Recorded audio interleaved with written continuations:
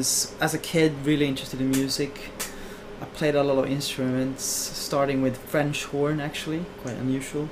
I played that for 12 years. I went on to start playing guitar and bass, piano, drums, a bit of this and that. I was really into, you know, producing shows and standing on stage myself, to be honest. Had a bit of career in that when I was 12. And I was really enjoying the world of sort of performance. And then later on I sort of got, I wouldn't say serious, but I'd say I got more interested in technology, in art, in architecture and so on. I studied in the natural science program in the high school, and I sort of took that scientific route in a way. I was still having this music and the art and architecture in the background. But I became an engineer in media technology and engineering.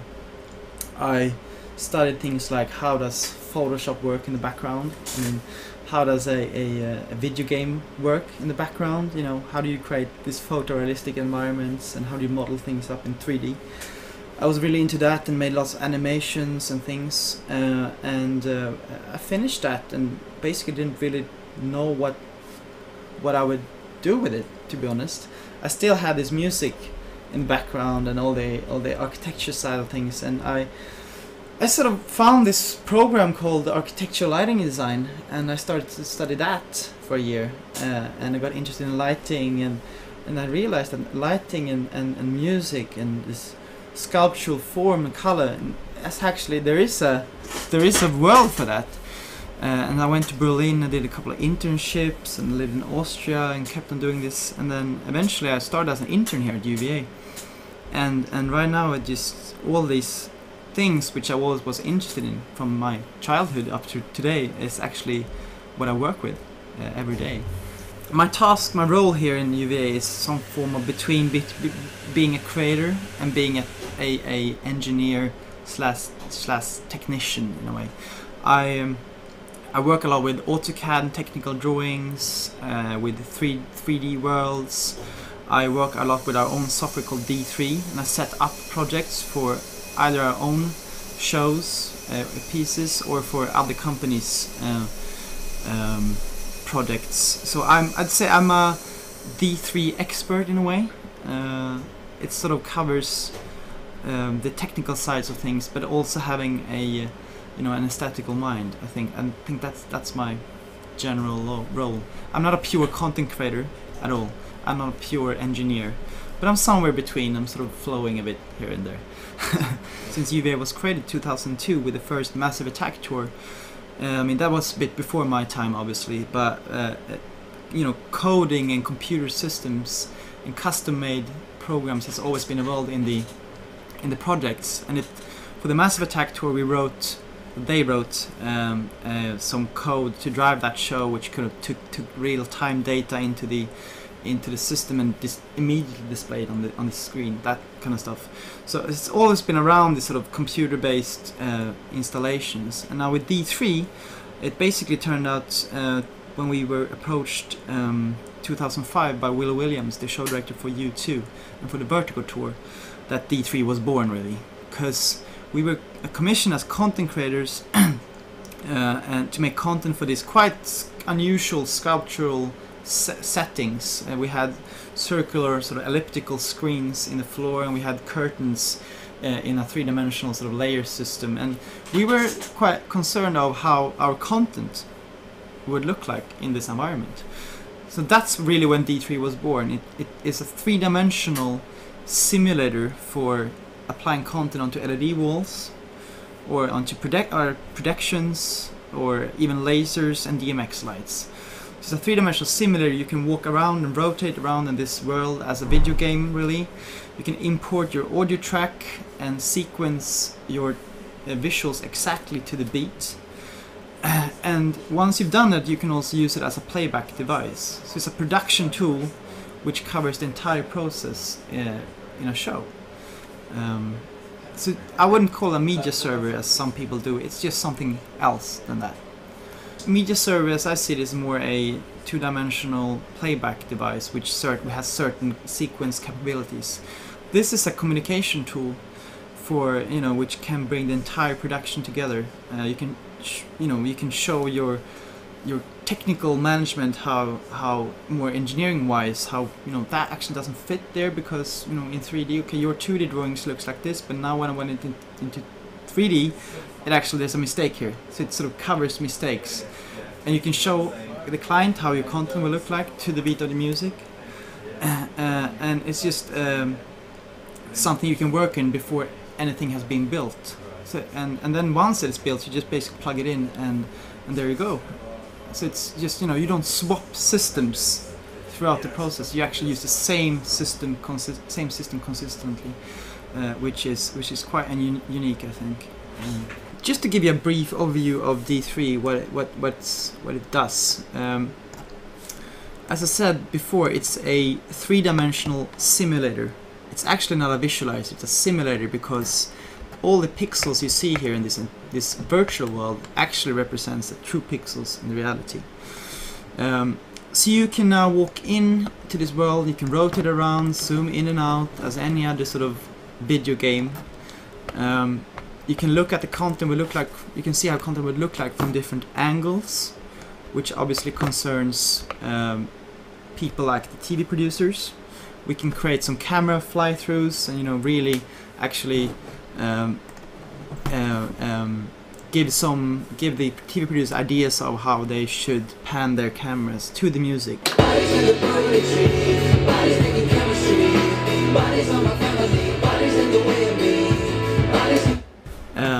So they get like a quick idea how the track will proceed.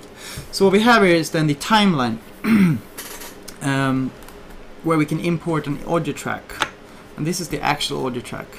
It starts there and ends there, quite logically.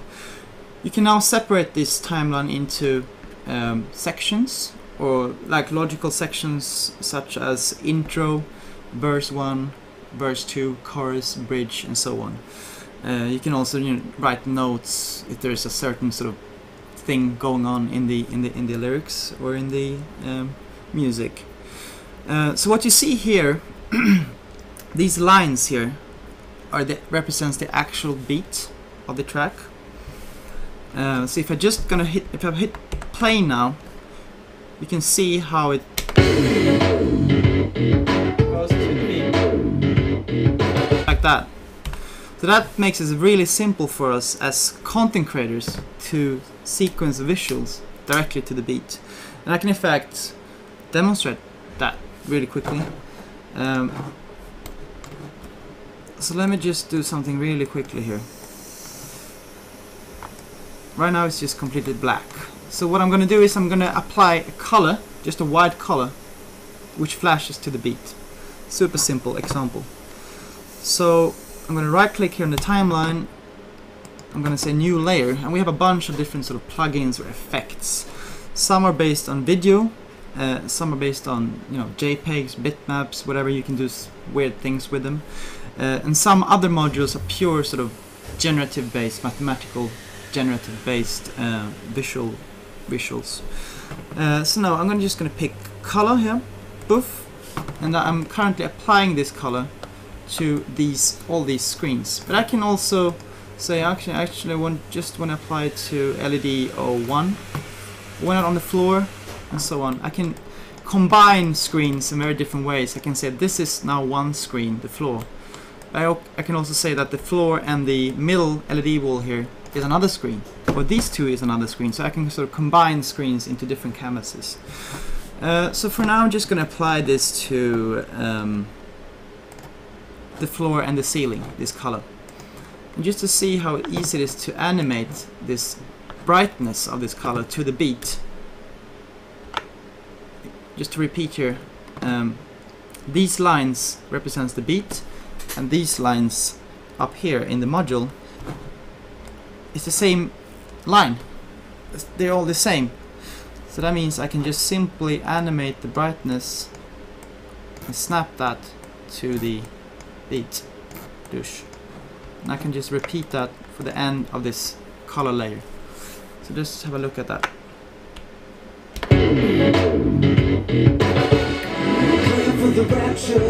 That's how easy it is. And I can obviously do that twice as fast to the half of the beat.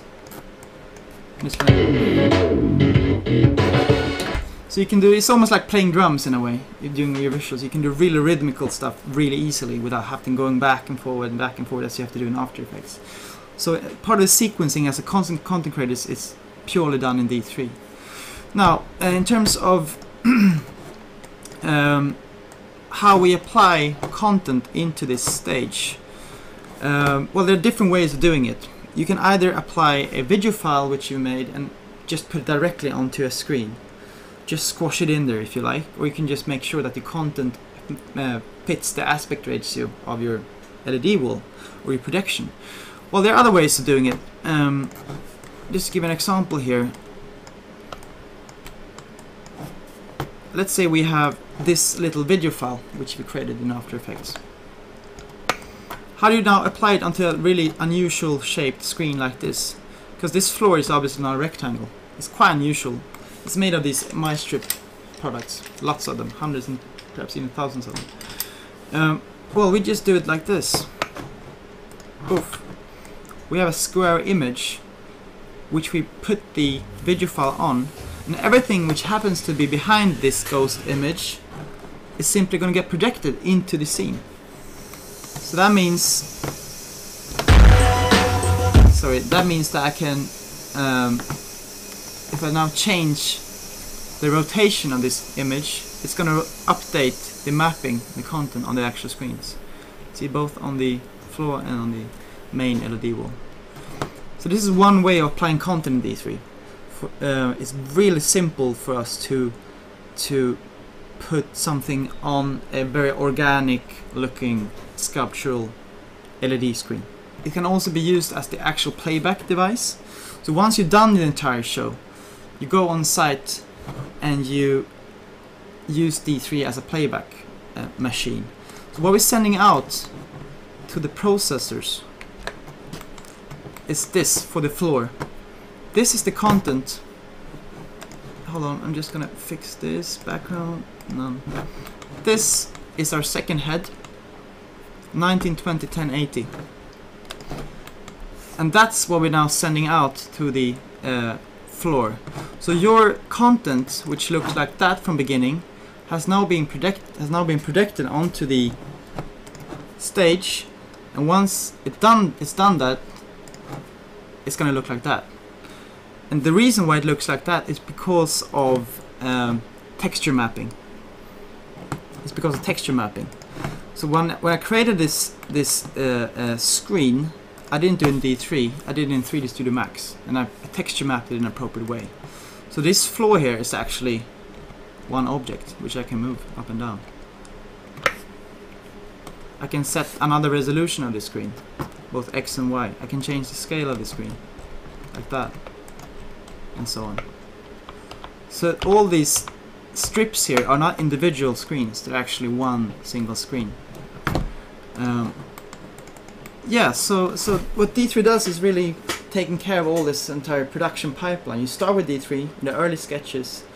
You invite your client with some initial treatment, some initial visuals to the beat of the track, and you can immediately hear the client's response.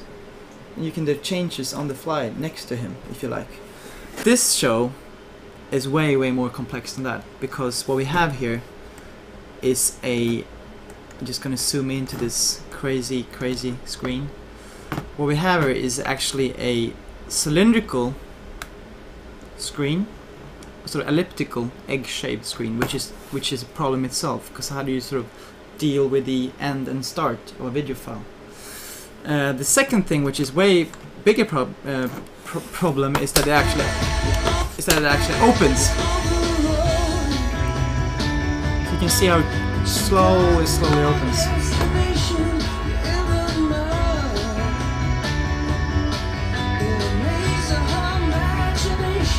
And so on. Actually, it opens all the way down there. So I got some camera fly-throughs, which takes over my. Okay, so that's the problem. As a content creator, again, or as a video engineer, how do you deal with a screen that expands but at the same time make sure that your content keeps the format, the aspect ratio. So obviously we don't want to have Bono's face, you know, stretched out just because the screen is stretched out. That's a big challenge. That was a big challenge for us. So we had to write. We used D3 as it was, but we added some features to it. I can go back to another sort of demo track of the same product here. So what we have here is 4 cameras, 4 live cameras, which is being output onto the screens. So, sorry, these pictures of Bono now represents these live camera inputs. They're all color coded. So this is a PAL input. This is another one which is blue, green, and yellow. They're all being composed, so input into what we call a compose module. So this is the sources, source 1, 2, 3, and 4. I can now decide to actually take one source away. So now I've got 3 sources, but the aspect ratio is still maintained. So how do we do that? Well, let's see. I take away another one. The aspect ratio is maintained. Bring them back. They're there. Now, what we do is we do something I showed you in the previous project, but with a cylindrical version of that. We're actually applying content onto this cylinder, just like that. We're not applying it directly onto the screen. We're applying it to the cylinder. And everything which happens to be behind and within this cylinder is going to get illuminated by the current pixels. So that means when I now open the screen, it is just shooting it to whatever it hits. And thereby the aspect ratio can be maintained.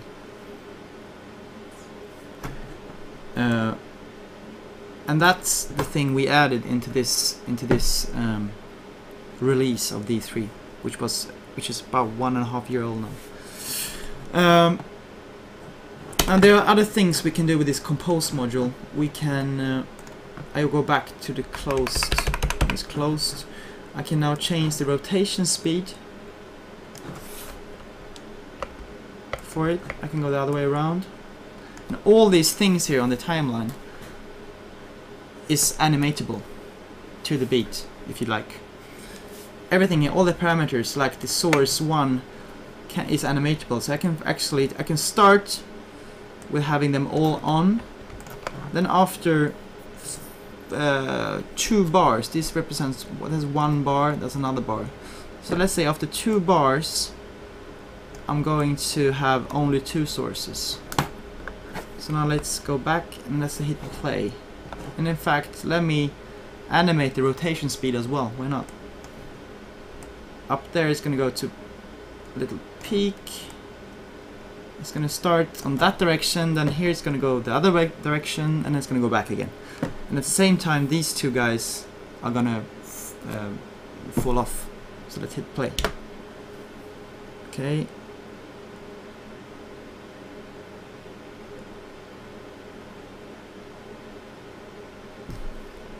So in all these modules we have in D3, we have the parameters stretching out along the entire timeline.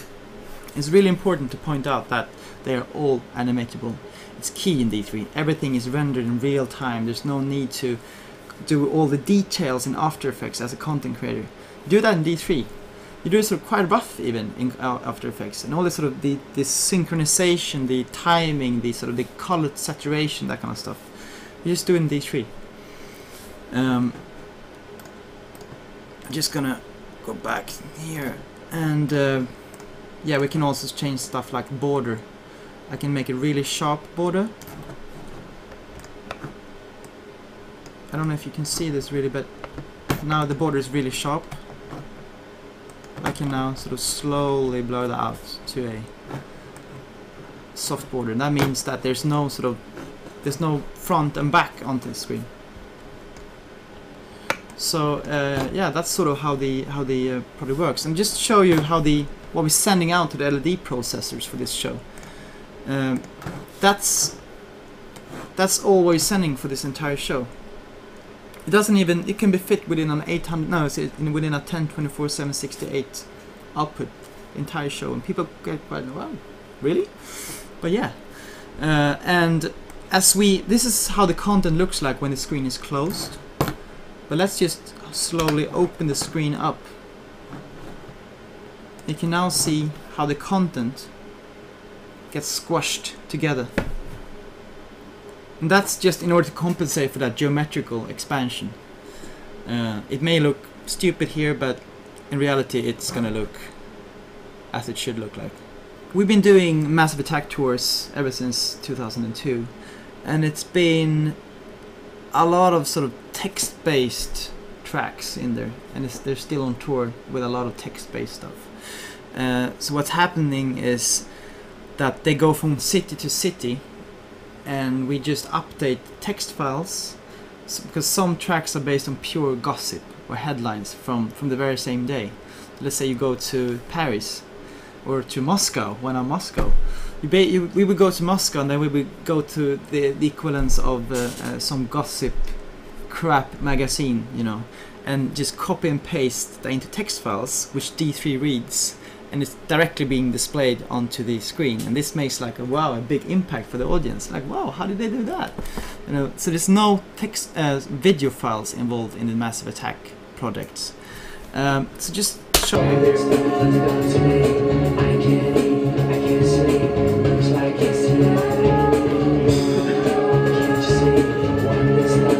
yeah, so all this text here is actually coming from a text file, which I can just, as I said, insert from whatever. I can actually do it now on the fly. I'm not going to do that, and it's being directly output to the screen for this show.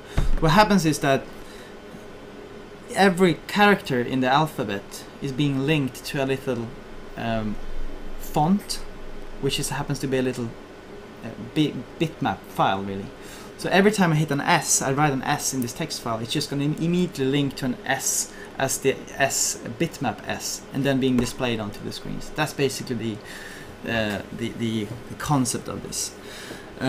So, you know, that just gives you a lot of flexibility for us, instead of just rendering, going to After Effects, rendering again, and realizing actually the next show is going to be a lot of rendering again. It simply wouldn't work like that.